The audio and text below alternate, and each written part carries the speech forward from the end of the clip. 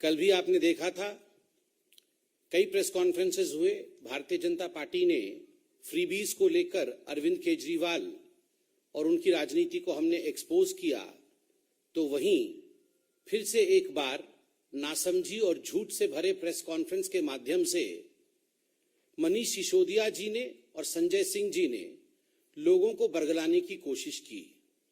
Right of, wave of, कर्ज माफी, इन सभी विषयों को लेकर आम आदमी पार्टी ने जनता को बरगलाने की कोशिश की।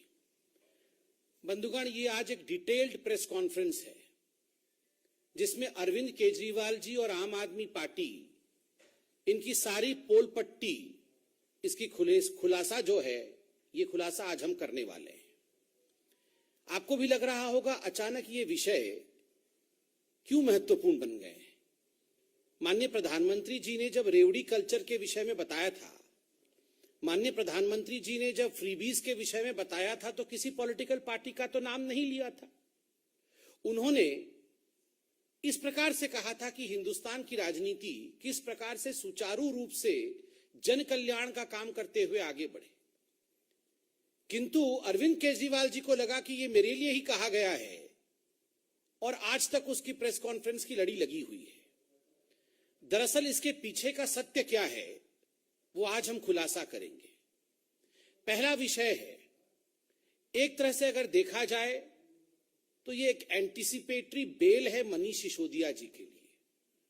आप सभी जानते हैं मनीष सिसोदिया जी एक्साइज के पूरे घोटाले में संलिप्त है।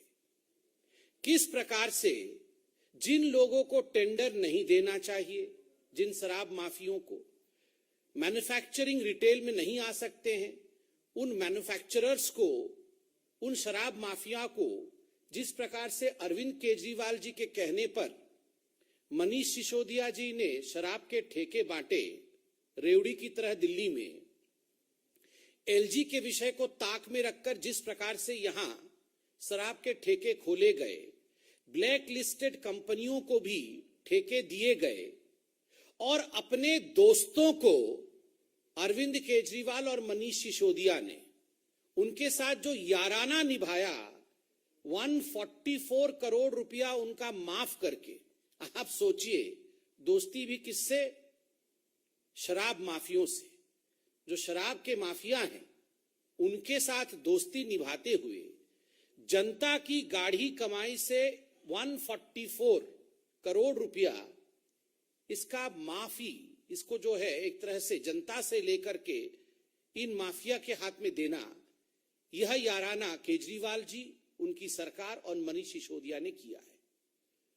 कैबिनेट में ये सारा कुछ पहले पास कराया, उसके बाद उसे खारिज किया, क्योंकि उन्हें पता था कि उनसे गलती हुई है। आज अरविंद केजरीवाल जी और मनीष सिसोदिया जी भली भांति जानते हैं कि जो हश्र सत्येंद्र जैन जी का हुआ है, वही हश्र मनीष सिसोदिया जी का होने वाला है। क्योंकि कानूनी रूप से वो गलत है, ये भली भांति रूप से अरविंद केजरीवाल और मनीष सिसोदिया जानते हैं। तो इसलिए इन्होंने निर्णय लिया है कि चलो हंगामा बरपाएं, आगे चलकर सच्चाई सामने आएगी। यह पूरा विषय कानून का है। कानून से भी आम आदमी पार्टी को संरक्षण नहीं मिलने वाला है। इसलिए फ्रीबी करके, इस पर रोज प्रेस कॉन्फ्रेंस करके मोदी जी की सरकार के ऊपर हमला बोल करके कहीं न कहीं मनीष सिसोदिया जी के एंटीसिपेटरी बेल के लिए ये एप्लीकेशन चल रहा है। जब मनीष सिसोदिया पे गाज गिरेगा तो बताएंगे, देखो हमने तो अटैक किया था, इसलिए हमें इस प्रकार से भुगतना पड़ रहा है, क्योंकि हमने प्रेस कॉन्फ्रेंस किए थे, इसलिए मनीष सिसोदिया जी के ऊपर ज्यादती हो रही है। तो पूरा का पूरा मामला यही है। और इसके साथ साथ कुछ और खुलासे, क्यों ये जो फ्रीबी की राजनीति, ये जो रेवड़ी की राजनीति अरविंद केजरीवाल जी कर रहे हैं, मैं एक एक करके आपके सामने रखता हूं। ये अरविंद केजरीवाल जी ने कल एक फेक न्यूज भी ट्वीट किया। उनके किसी कार्यकर्ता ने ट्वीट किया था कि जो यूके के प्राइम मिनिस्टर कैंडिडेट हैं वो भी गदगद हो गए अरविंद केजरीवाल जी के ये स्कूल मॉडल से, तो वो भी उसका अध्ययन कर रहे हैं। बाद में मालूम पड़ा ये फेक न्यूज था, ये कोई पेड न्यूज इत्यादि था, उसको अरविंद केजरीवाल जी ने अपने प्रोपागेंडा के लिए ट्वीट किया था। ये पूरा खुलासा आप लोगों ने किया है। एजुकेशन का ढिंडोरा पीटते रहते हैं अरविंद केजरीवाल कि हमारा स्कूल मॉडल ऐसा है, हमारा स्कूल मॉडल वैसा है। आप जानते हैं अरविंद केजरीवाल जी का स्कूल मॉडल कैसा है? 2015 में जब अरविंद केजरीवाल पहली बार चुनाव लड़ रहे थे और जब वो मुख्यमंत्री बने, उस समय अरविंद केजरीवाल जी ने वायदा किया था, आम आदमी पार्टी ने वायदा किया था कि हम सत्ता में आएंगे 500 स्कूल बनाएंगे। उसके बाद लोगों ने आरटीआई डाला अभी कि बताइए कितने स्कूल बन गए। आपने तो वादा 500 स्कूल का किया था, बनना तो दूर 16 स्कूल बंद हो गए हैं। ये आरटीआई के माध्यम से मालूम पड़ा है, 16 स्कूल बंद हो गए हैं। There are 16 number of government schools which are closed during 2015 to 2021. ये आरटीआई का मैं पढ़ रहा हूं। 500 स्कूल बनने थे, 16 स्कूल बंद हो गए। अगर मैं गलत हूं, अगर अरविंद केजरीवाल जी ने चोरी चोरी चुपके चुपके अदृश्य 500 स्कूल बना दिए हैं, तो इस प्रेस कॉन्फ्रेंस के बाद दिखा दें, हमें कोई आपत्ति नहीं है कि कहां कहां 500 स्कूल बनाए। दिल्ली में कुल मिलाकर के 1030 स्कूल है। अब ये 1030 स्कूलों में आपको जान के आश्चर्य होगा, वैसे आश्चर्य नहीं होगा, अरविंद केजरीवाल जी को आप भी जान गए हैं, 701 स्कूल में प्रिंसिपल नहीं है, प्रधानाचार्य 701 स्कूल में नहीं है। 1000 स्कूल में से 700 स्कूल में प्रधानाचार्य नहीं है और 745 स्कूल में साइंस नहीं पढ़ाया जाता है। इनके स्कूल के मॉडल को देखिए, ये जो फ्रीबी कर रहे हैं कि हम जनता के लिए अपनी जान तक को न्यौछावर करने के लिए तैयार है, ये कर रहे हैं। 745 स्कूल में साइंस नहीं पढ़ाया जा रहा, ये मैं नहीं कह रहा हूं, ये सारा कुछ आरटीआई में है। 416 स्कूल में उप प्रधान आचार्य नहीं है। उससे पहले बताया गया है कि किस प्रकार दिल्ली में 745 स्कूल में प्रधानाचार्य नहीं है और ठीक उसी प्रकार किस प्रकार से 745 स्कूल्स में जहां प्रधानाचार्य नहीं है वहां साइंस भी नहीं पढ़ाई जाती है। कितने स्कूल में टीचर की वैकेंसी है? 16,834, 16,834 ये स्कूल्स की टीचर की वैकेंसी है। और क्या आप कह रहे हैं कि आप तो बहुत फ्री दे दे रहे हैं, आप तो कमाल कर रहे हैं। यूएस और यूके एकदम सो नहीं रहे हैं, वहां के प्रधानमंत्री और राष्ट्रपति, वो सब अरविंद केजरीवाल रट रहे हैं क्योंकि इतना बढ़िया काम केजरीवाल जी कर रहे हैं। अरे 20,000 के आसपास टीचर आपके स्कूल में नहीं है, किसी स्कूल में प्रधानाचार्य नहीं है, साइंस नहीं पढ़ाया जा रहा है। और ठीक इसके विपरीत मैं आपको कंपैरेटिव डाटा देना चाहता हूं। मोदी जी के साथ हमेशा अपने आप को कंपेयर करने की कोशिश अरविंद केजरीवाल जी करते हैं। आप जानते हैं जो इंफ्रास्ट्रक्चर है भारत सरकार के स्कूलों में, 2014 में आने के पश्चात हैंड वॉश की फैसिलिटी 2012 से 13 में केवल 36% स्कूलों में थी, जो 19 से 20 में बढ़ के 90.2% स्कूल में हो गई। गर्ल्स की टॉयलेट 2012 से 13 केवल 88% स्कूलों में थी, 88% स्कूलों में थी, जो 19-20 में बढ़कर 96.9% स्कूलों में हो गई। ठीक उसी प्रकार हायर एजुकेशन में जो नंबर ऑफ कॉलेजेस 2013-14 में 36,634 था, 19-20 में बढ़कर के 42,342, अर्थात हर दिन 2 कॉलेज स्थापित हो रहे हैं भारतवर्ष में 2014 के बाद। ठीक उसी प्रकार हर हफ्ते एक यूनिवर्सिटी भारत में बन रहा है 2013-14 के बाद। जहां 2013-14 में 723 यूनिवर्सिटी थे, आज 1043 यूनिवर्सिटी है। यह है कंपैरिजन। हेल्थ, ये क्या है? हो हल्ला क्लिनिक, मोहल्ला क्लिनिक नहीं, ये हो हल्ला क्लिनिक ही है। ये पूरा अमेरिका के राष्ट्रपति सो नहीं पा रहे हैं क्योंकि वो आश्चर्यचकित है, ये कैसे इतना हो हल्ला क्लिनिक खुल गया। गली गली में हो हल्ला, अरे बोल रहे थे 1000 हो हल्ला क्लिनिक खुलेगा, 200-300 हो हल्ला क्लिनिक, वो भी आधे आधे डब्बे जैसे हैं, उसमें 3 आदमी बैठ नहीं सकते। इसको खोल करके हो हल्ला मचाया हुआ है पूरे भारत में कि हम ये खोल दिया, हम खोल दिया। और इसका एडवर्टाइजमेंट केरल में कर रहे हैं, इसका एडवर्टाइजमेंट गुजरात में करते हैं, इसका एडवर्टाइजमेंट कर्नाटक में करते हैं। और आप बीजेपी पे विश्वास करिए नहीं करिए, हाईकोर्ट ने क्या कहा? दिल्ली हाईकोर्ट ने कहा ये हो हल्ला क्लिनिक का क्या फायदा है? अगर पैंडेमिक के समय ये ट्रीटमेंट तक ना दे सके लोगों को, इसका क्या फायदा है? जब लोग कोरोना से पीड़ित थे, पैरासिटामोल तक नहीं था इन हो हल्ला क्लिनिक में। खाली हो हल्ला करना, कुछ काम नहीं करना, यह है इनके हेल्थ के इंफ्रास्ट्रक्चर का सवाल। अरविंद केजरीवाल जी बोल रहे थे कि 30,000 बेड हम आते ही ऐड कर देंगे।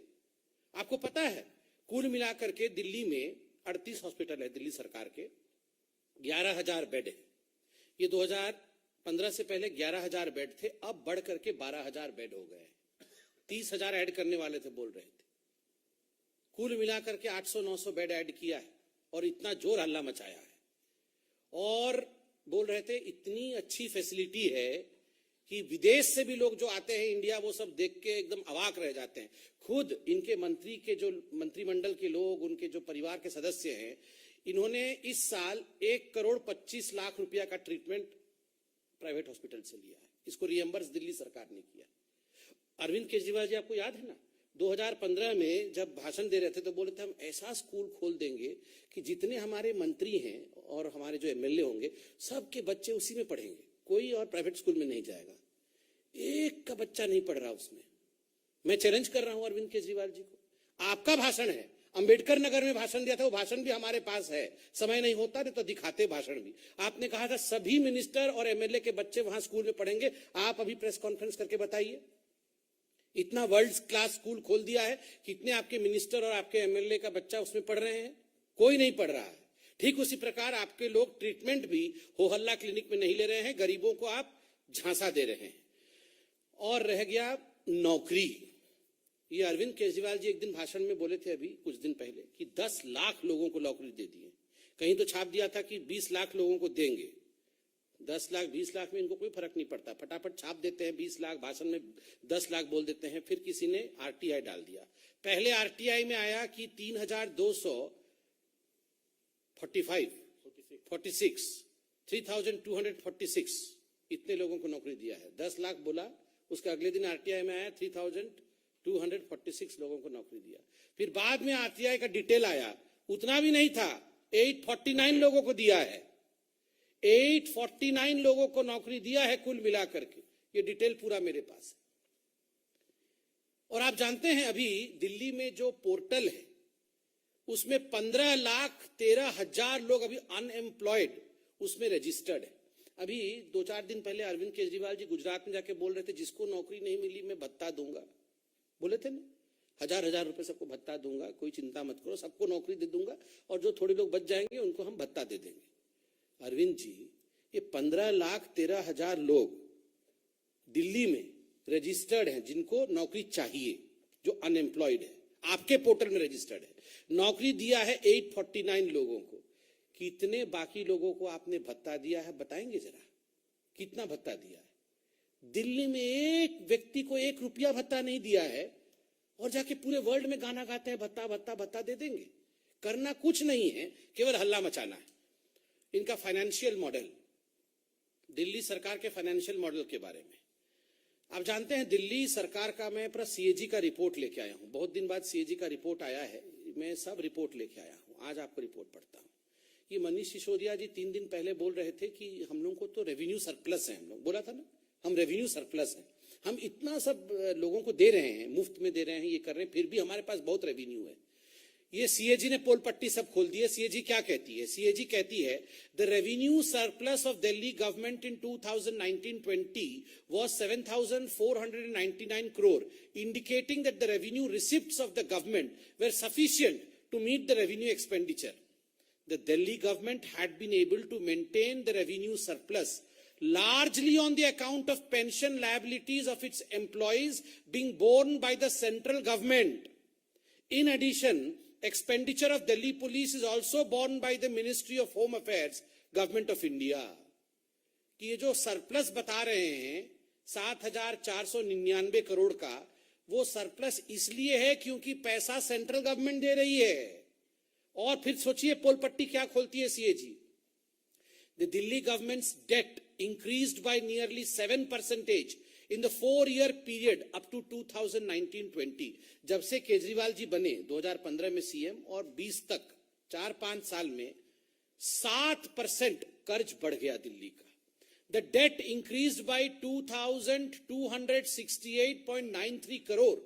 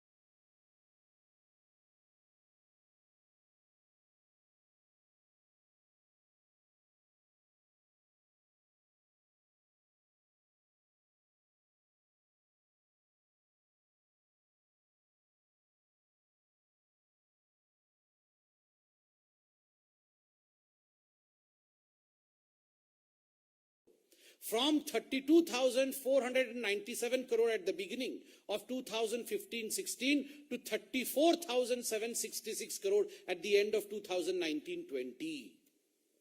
मतलब लगभग 3,000 करोड़ रुपया का कर्ज अरविंद केजरीवाल के ऊपर है।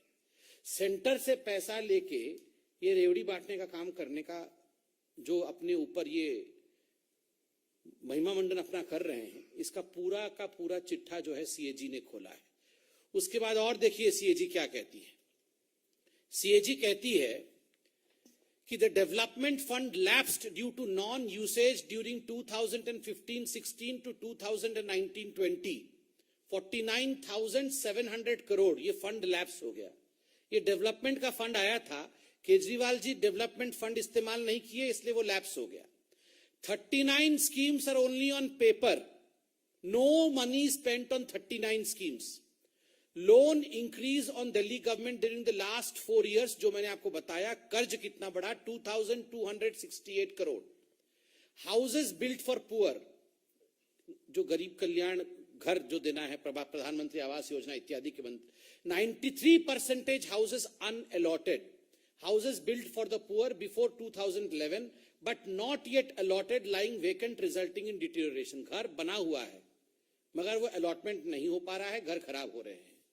मगर हमारे से पहले भी जो योजना थे, जो घर बने थे गरीबों के लिए, वो भी अलॉट नहीं कर पाए हैं केजरीवाल जी अभी तक। Number of account of 100+ crore, आप देखिए स्पेंट ऑन एड्स, 100 करोड़ से अधिक एड में स्पेंड की है। 70 lakh spent on ads to blame central government. 70 lakh केवल जो एड है वो ब्लेम करने के लिए स्पेंड किया गया है, मगर इसका हिसाब दे नहीं पा रहे हैं। 85% एड्स आउटसाइड ऑफ दिल्ली। 85% जो एड है, 33.4 करोड़ रुपया ये दिल्ली से बाहर खर्च किया गया है, दिल्ली में खर्च नहीं किया गया है। ठीक उसी प्रकार 94% of fund unutilised for the labour welfare scheme. जो लेबर वेलफेयर स्कीम के लिए पैसा आया था उसमें 94% उसका इस्तेमाल नहीं हो पाया। डीटीसी में एक बस नहीं खरीदा गया है और 5,280 करोड़ का नुकसान है। आप सोचिए जरा, इस प्रकार की परिस्थिति दिल्ली सरकार की है। और सबसे बड़ी बात जो अभी मैं बताने वाला हूं, आप सबको याद होगा, जब शीला दीक्षित थी तो खैर अरविंद केजरीवाल जी एक बैग लेके चलते थे, बोलते थे इस बैग के अंदर शीला दीक्षित की सारे जो काले कारनामे हैं वो भर्ती हैं, जैसे ही मैं आऊंगा उनको जेल में डाल दूंगा। क्यों? क्योंकि शीला दीक्षित जी ने जो बिजली कंपनी है उसको 300 करोड़ रुपया का सब्सिडी दिया है। आप जानते हैं अरविंद केजरीवाल जी ने बिजली कंपनियों को इस साल कितने का सब्सिडी दिया है? 3,200 करोड़ का सब्सिडी दिया है। अपने यारों को, अपने मित्रों को बिजली कंपनी वालों के साथ सांठगांठ करके उनको 3,200 करोड़ रुपया का सब्सिडी दिया है। 300 करोड़ वाले तो चोर थे, उनको जेल में जाना चाहिए था। अब ये 3,000 करोड़ रुपए वाले बिल्कुल बहुत साधु, बिल्कुल दूध का धुला हुआ है, वो सब ठीक है। ये सारा का सारा अरविंद केजरीवाल, मनीष सिसोदिया ये जो रोज प्रेस कॉन्फ्रेंस कर रहे हैं, इसके पीछे 2 कारण है। कारण नंबर 1, एंटीसिपेटरी बेल जो मैं बता रहा था कि मनीष सिसोदिया जी और अरविंद केजरीवाल जी ने मिलकर जो घोटाले किए हैं, अब उसका गाज गिर रहा है, तो उससे बचने की चेष्टा। दूसरा, उनकी नौकरी, उनकी स्कूल्स और उनके स्वास्थ्य की जो योजनाएं थी, अब वो धीरे धीरे सामने आने लगे हैं। तो स्वाभाविक रूप से उसके ऊपर किस प्रकार से अपने आप को बचाएं, इसलिए ये प्रयास किया जा रहा है। एक और अच्छी बात आपको बता दिया जाए, ये अरविंद केजरीवाल जी जो हेल्थ के लिए इतना बताते हैं, मैं पंजाब का भी कुछ विषय लेके आया हूं। देखिए, ये जो पंजाब सरकार थी इससे पहले और अभी जो पंजाब सरकार आई है आम आदमी पार्टी की, अभी आपको जान के आश्चर्य होगा कि आम आदमी पार्टी की सरकार आयुष्मान भारत योजना के अंतर्गत जो हेल्थ इंश्योरेंस स्कीम थी सेंट्रल गवर्नमेंट की, पीजीआई को 16 करोड़ रुपए दे नहीं पाई। पीजीआई का 16 करोड़ रुपए बकाया था, तो पीजीआई ने पंजाब के लोगों को आयुष्मान भारत के अंतर्गत ट्रीट करने से मना कर दिया है, क्योंकि 16 करोड़ रुपए बकाया है। अरविंद केजरीवाल जी 19 करोड़ रुपए एक एडवर्टाइजमेंट में खर्चा करते हैं, मगर 16 करोड़ रुपए लोगों का दे नहीं पाते हैं, जिससे लोगों की ट्रीटमेंट नहीं हो पा रही है। ठीक उसी प्रकार आयुष्मान भारत के अंतर्गत कुल मिलाकर के पंजाब सरकार का जो बकाया रकम है, अनेकों हॉस्पिटल है, 300 करोड़ रुपए बकाया है, जिसको नहीं चुकाने के कारण बहुत सारे हॉस्पिटल आज पंजाब के लोगों को आयुष्मान भारत से वंचित रख रहे हैं।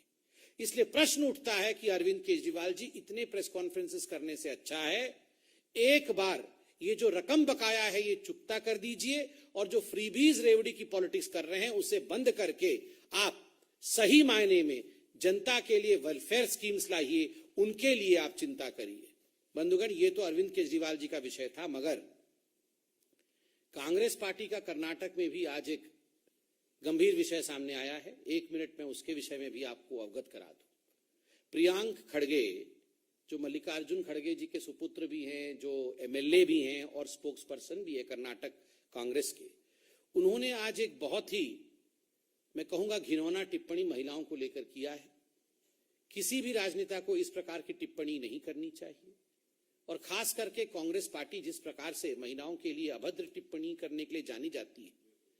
प्रियांक खड़गे जी ने कहा है कि जिन जिन महिलाओं को बीजेपी के शासनकाल में नौकरी मिली है, कर्नाटक में सरकारी नौकरी मिली है, वो काउच के कारण मिली है। अर्थात मैं बोल भी नहीं पा रहा हूं, उसका अर्थ तो आप समझते ही हैं, शारीरिक संबंध बनाने के कारण से मिले हैं। देखिए, राजनीति अपनी जगह में है, आप सरकार पे हमला करिए, मगर यह हमला सीधे सीधे जो नौकरीशुदा महिला है उनके ऊपर है। This is a generalisation against women.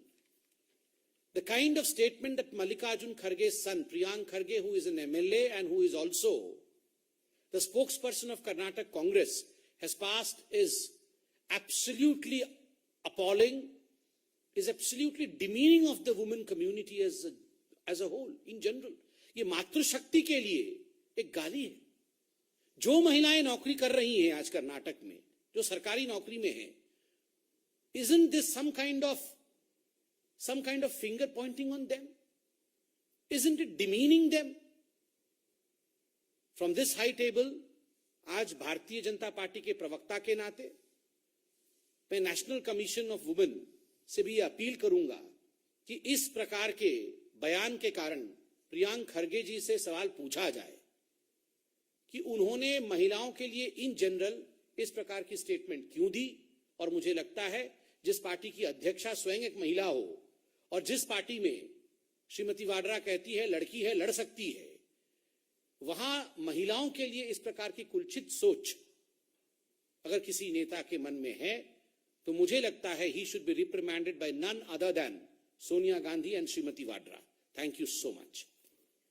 कोई सवाल हो तो अवश्य पूछे। Nishant Rai, News nation.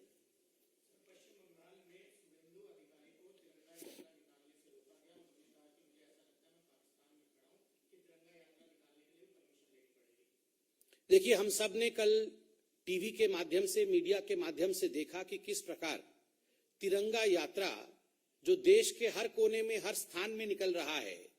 जब बंगाल में हमारे एलओपी, लीडर ऑफ अपोजिशन, जिन्होंने ममता जी को हराया भी है, शुभेंदु अधिकारी जी निकाल रहे थे, उन्हें रोक दिया गया, उन्हें तिरंगा यात्रा निकालने नहीं दिया गया। स्वाभाविक है, ममता बनर्जी बंगाल में नोट यात्रा तो निकालने देती है, करोड़ों खरबों रुपए नोट इधर से उधर हो जाते हैं, मगर अपने देश के झंडे के प्रति इस प्रकार की भावना, उसके लिए यात्रा निकालने से मनाही, ये कहीं ना कहीं ममता जी और उनकी पार्टी को पूर्णतः एक्सपोज करती है कि केवल और केवल भ्रष्टाचार और करप्शन यही उनका उद्देश्य है। They are far away from patriotism and nationalism.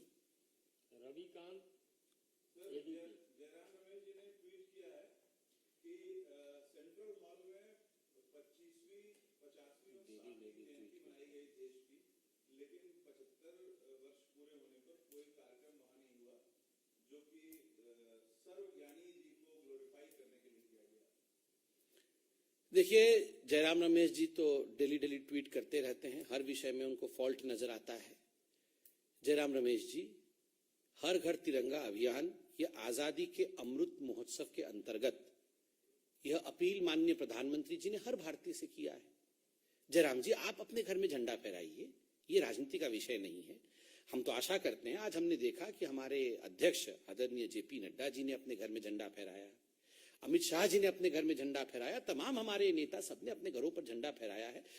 मुझे लगता है सोनिया जी, राहुल जी और श्रीमती वाड्रा ने भी फहराया होगा। ये फोटो डाले जयराम रमेश जी, वो इतना ट्वीट करते हैं, सुबह से शाम तक कम से कम 40-50 ट्वीट करते हैं, ये भी डालें, अच्छी बात है। वैक्सीन का फोटो तो नहीं डाला था, छुपा के रख दिया था, मुझे लगता है कम से कम तिरंगे का फोटो डालेंगे। Amit, thanks now, no Bharat.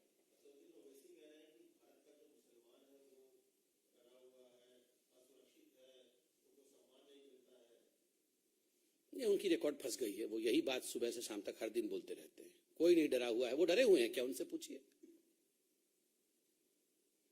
मोहित भट्ट।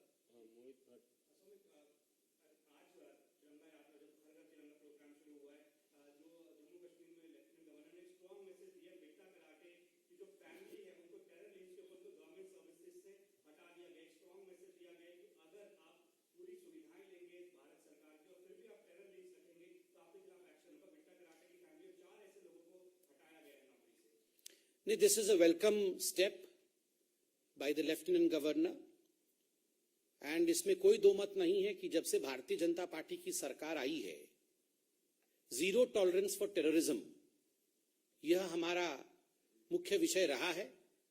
और जिस प्रकार टेररिज्म की गतिविधि में कमी आई है, ये हम सब जानते हैं। मुझे लगता है कि कुछ विषय ऐसे होते हैं जिनमें राजनीति नहीं होनी चाहिए, और आतंकवाद का विषय भी ठीक ऐसा ही विषय है जिसमें देश को एकजुट होकर किस प्रकार से आतंकवाद को मूल से समाप्त किया जाए, हम सबको उसी दिशा में बढ़ना चाहिए।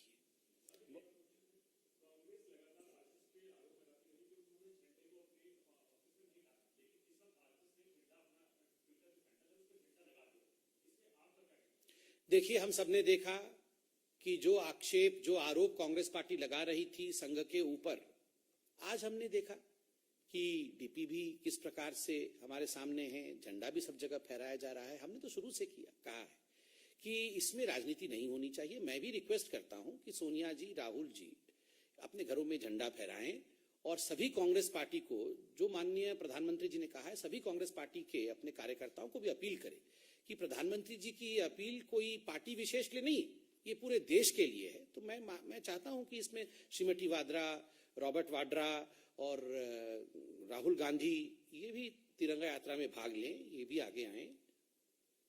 धन्यवाद।